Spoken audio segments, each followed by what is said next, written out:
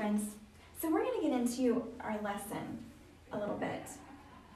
And what it really means, truly means, to forgive someone.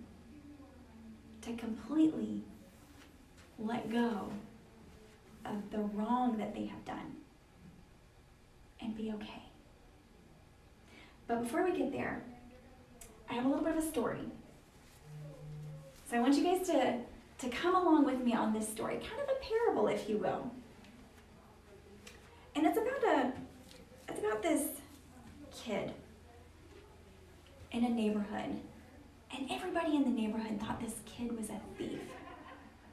The kid couldn't be trusted. Or the neighbors didn't think this kid could be trusted. And because of that, they didn't want their sweet children being anywhere around this kid. And one day, the neighbors saw this kid riding on their bike, riding down the street. And all of a sudden, the neighbors, they just start talking to themselves. You see that kid? You see that kid right there, riding on the bike? I bet he's gonna go do something bad. He's getting into trouble. He's probably gonna go to somebody's house and go steal something, or make something, or break it, or ruin it. They're probably gonna paint over stuff, that kid. Probably gonna kick the dog if they leave their dog outside. We need to do something. So the neighbors decided to follow the kid. And they followed the kid down the street. They watched the kid turn the next corner. So they got down to the corner, and the neighbors are sneakily and just looking for the kid. Where did the kid go? And they see the bike that the kid was on, just kind of thrown down in the front yard of a house that was 5 or 6 houses down from the corner. And the neighbors start talking. Isn't that Mrs. Johnson's house? Mrs. Johnson, that has the beautiful yard, all the beautiful flowers, and the amazing garden in the backyard. Oh, Miss Johnson has the best vegetables, and she always shares her vegetables with everybody. The neighbors just thought, I bet that kid is getting into trouble, and that kid's gonna ruin her yard. So the neighbors decided to sneak past a neighbor's house, and they went to the backyard. There's this big wooden fence around the yard. The neighbors are just peeking over, and they see the kid. And the kid's there, pulling zucchini out, throwing it over in a pile, pulling some snap peas and a few other vegetables and just throwing them in the pile. So the neighbors, they came up with a plan. They went around the yard and they kind of barricaded it. They got to the gate. They opened the gate. Aha! You're caught! We caught you! The kid just sitting there, just shocked, stunned, scared, looked around, trying to see if there was a place where they could run. But the neighbors had surrounded the yard. The kid had nowhere to go. One of the neighbors, they snatched the kid up by his elbows, grabbed him from behind the back. We caught you this time. You can't do any more bad stuff. So the neighbors, they took him down to the police station. And they told the police everything that had happened, everything that they saw, and things that they had heard that this kid had done. The police officer just stood there. As the police officer listened to the neighbors, he looked down at the kid. The kid was sad, scared. As the neighbors continued to go on and on about all the things that the kid had done. Then all of a sudden,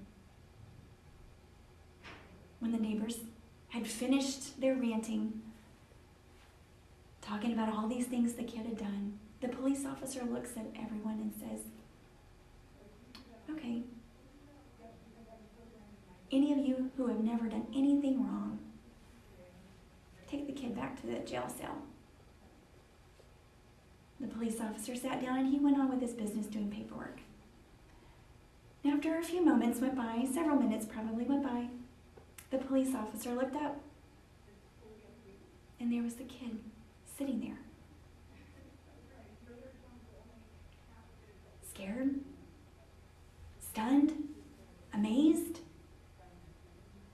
The police officer says, "Where is everyone?" And the kid said, "They all left. They didn't take me to jail." And the police officer looked at the little kid and said, "Okay, I forgive you. Go home.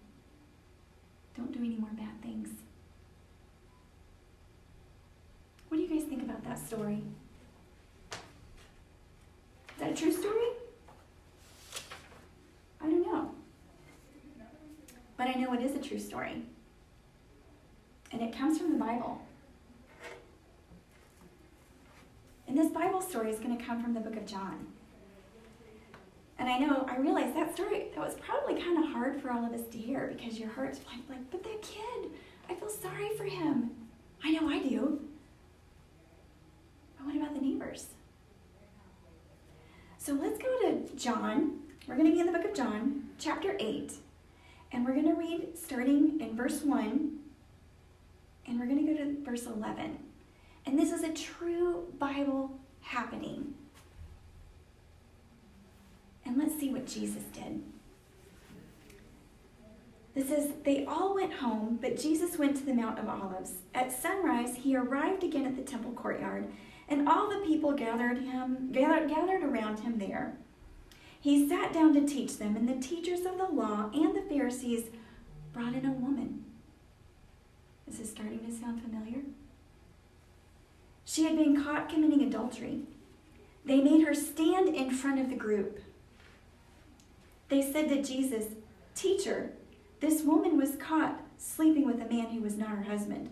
In the law, Moses commands us to kill such women by throwing stones at them. Now, what do you say?' They were trying to trap Jesus with questions. They wanted to have a reason to bring charges against him. But Jesus bent down and started to write on the ground with his finger. They kept asking him questions, so he stood up and said to them, 'Has any one of you not sinned? Then you be the first to throw a stone at her.' He bent down again and wrote on the ground. Those who heard what he had said began to go away. They left one at a time, the older ones first. Soon only Jesus was left. The woman was still standing there. Jesus stood up and asked her, 'Woman, where are they? Hasn't anyone found you guilty?' 'No one, sir,' she said. 'Then I don't find you guilty either.' Jesus said, 'Go now and leave your life of sin.'" That's a true Bible story. Does that remind you of the story that we heard just a few minutes ago with the kid and the police officer? Yeah. Look at did the lawkeepers, did they catch the woman in a sin? Yeah. Yeah, they did. And according to the law, was she supposed to be killed? Yeah. Yeah, she was. But why do you think Jesus said what he did? Do you remember what he said? "Has any one of you not sinned? Then you be the first to throw a stone at her." Do you see the similarities in our story? The parable that I had said earlier, and this true Bible happening? Have you ever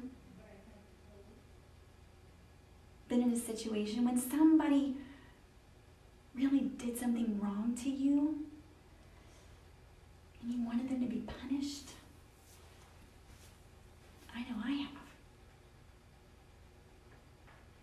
But have you ever not received a negative consequence when you deserved it? Well, yeah. Yeah, I have. Have you? And how do you think Jesus' example of this can be used in our lives today? You know, friends, the best forgiver is Jesus. And he gave us a great example of how to forgive. And I can tell you from experience, and I'm sure there's a lot of adults, and even you yourselves can find sometimes it's really hard to forgive somebody that's hurt you or that's done something wrong to you. But Jesus gave us a great example. And remember, we all do things that are wrong. We all sin. Isn't that the question that Jesus just asked? Whomever has not sinned, then go ahead and throw the stone. Did any of them throw it? No. Because they had all sinned. We've all sinned. But you know how we get forgiveness? Forgiveness, it's an action. And Miss Lori has given some examples here. And this one I've kind of forgotten about. I think I learned this when I was little, but I've forgotten this. And so I'm going to have my notes here so I don't forget how to do this. Because it's the ABCs of forgiveness. And A, admit that I'm a sinner. Yeah, I am a sinner.